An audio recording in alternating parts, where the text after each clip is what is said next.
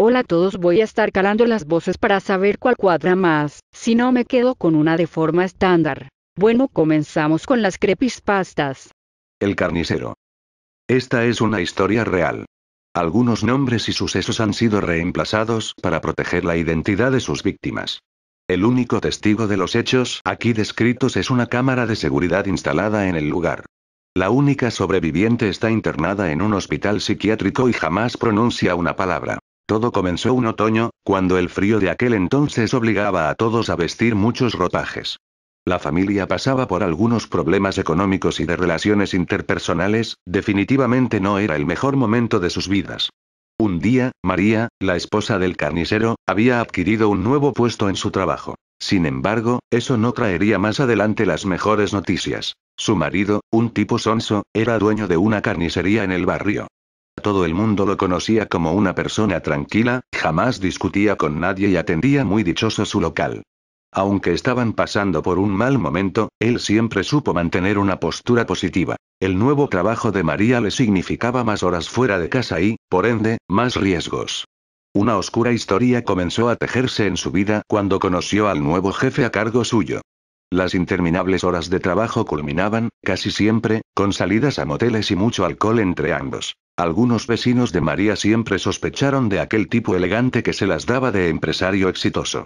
Un día decidieron hablar con el carnicero, quien en un principio se mantuvo incrédulo frente a la situación. Prefería que llegase el día en que tuviese pruebas concretas del engaño de su esposa. Hasta que ese día llegó. El arduo trabajo le significaba ir a casa cansado y somnoliento, cada jornada era insaciable y la gente necesitaba su preciada carne. Un día llegó como siempre a su hogar. Dejando sus tétricos ropajes de carnicero en el sillón, pasó a la habitación de él y su esposa, en donde ésta se encontraba acompañada de su jefe. El descaro de la infiel era tal que al encontrarse en la dolorosa situación, no supo qué hacer. El carnicero, que jamás había dañado a nadie en su vida, partió a la cocina de la casa para tomar el cuchillo más grande que tenía. María pensaba que intentaría asesinarla, o al ya escapado amante, pero eso no estaba en los planes del carnicero. En ese momento estaba pasando por un desorden tremendo, y sus decisiones lo llevaron a la locura de ir a su trabajo, como siempre, con su tenida de carnicero y su enorme cuchillo en sus manos. Era casi medianoche y la carnicería había sido cerrada por él mismo, y entró como cuando llegaba a trabajar cada mañana. Enseguida encendió la sierra de máquina, el artefacto que corta huesos de animal cual cuchillo caliente traspasando mantequilla. Tomó la peor decisión de su vida, y cobardemente se suicidó. Todo fue registrado por la cámara de seguridad, que en ese momento estaba funcionando. Minutos más tarde llegó María al local, encontrándose con la macabra escena de su esposo muerto, con la cabeza en el suelo mutilada de su cuello y el cuerpo aún reposado sobre la máquina, conservando su cálida temperatura. Incluso el cuchillo que tenía seguía ahí, apretado por su gran y rígida mano derecha con la que destrozaba carne y huesos de animal. La policía local lo declaró un suicidio basándose en la grabación de la cámara de seguridad. Pero ese no es el final de la historia. La ya deshecha familia del difunto carnicero empezaría a sufrir las graves consecuencias de los actos de María. Se dice que en algunas frías noches de otoño el cadáver del carnicero vuelve a la escena del crimen para suicidarse una y otra vez. A veces, en la casa de María se oyen gritos de dolor y el sonido de una sierra cercenando la cabeza del carnicero. Cuando los gritos cesan, el carnicero ata su cabeza nuevamente a su cuerpo y toma el cuchillo más grande de la cocina. Incluso se oye cómo lo afila con malas intenciones.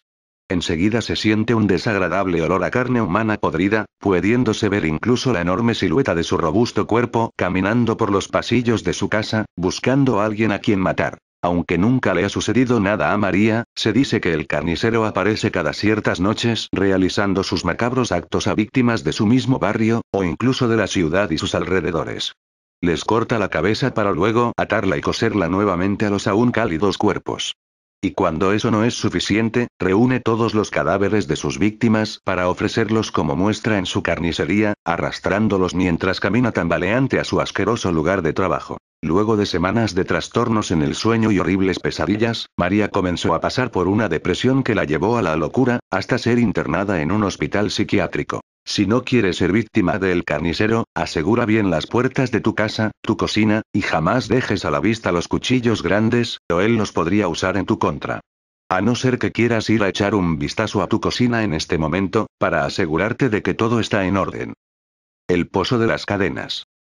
En el pueblo de Tecate, ubicado al final de la Rumorosa, se cuenta que en tiempos de la Revolución Mexicana, alrededor de 1910, vivía un matrimonio de personas muy pacíficas y trabajadoras.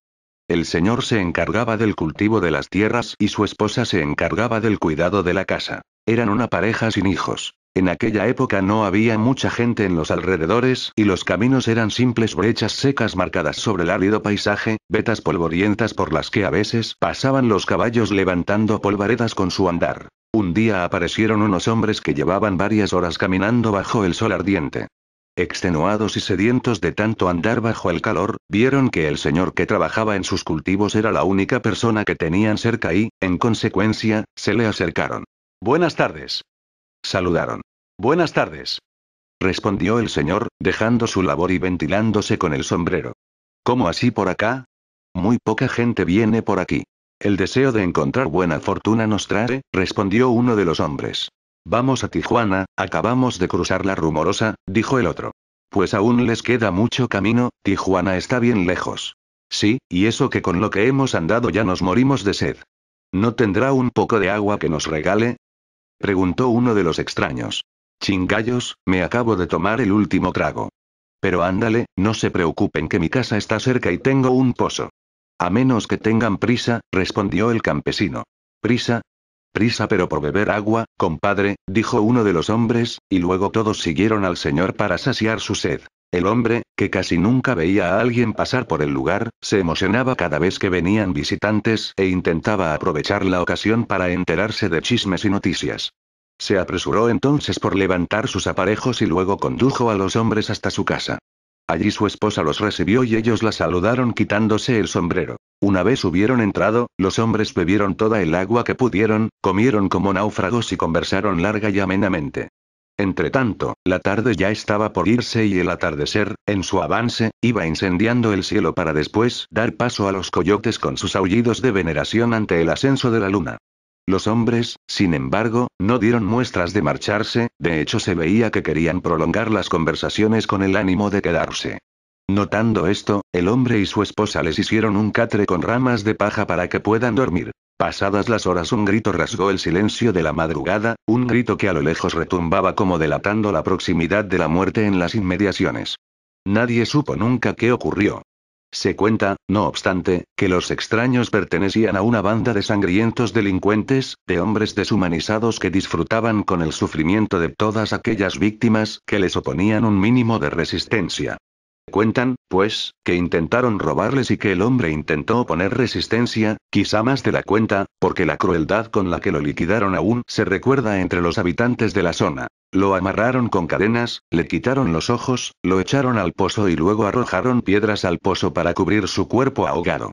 De su esposa y de los asaltantes nunca se supo nada. Tal es al menos la versión que se tiene sobre su muerte, versión de la que muchos no dudan, sobre todo quienes cuentan que hay noches en que cerca del pozo se oyen ruidos de cadenas, gemidos de llanto e incluso escalofriantes alaridos de desesperación.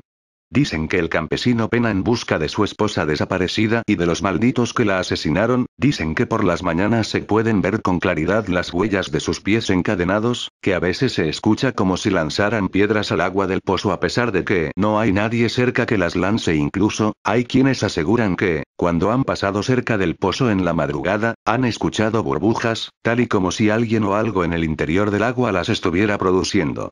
Los pocos que se han atrevido a mirar cuentan haber visto un rostro grande de un espectral azul blanquecino, gritando con los ojos inundados de angustia. Y ascendiendo como para querer contactar con el asustado visitante. No olviden suscribirse si quieren, así recibirán los nuevos vídeos que voy a estar subiendo. Hasta la próxima.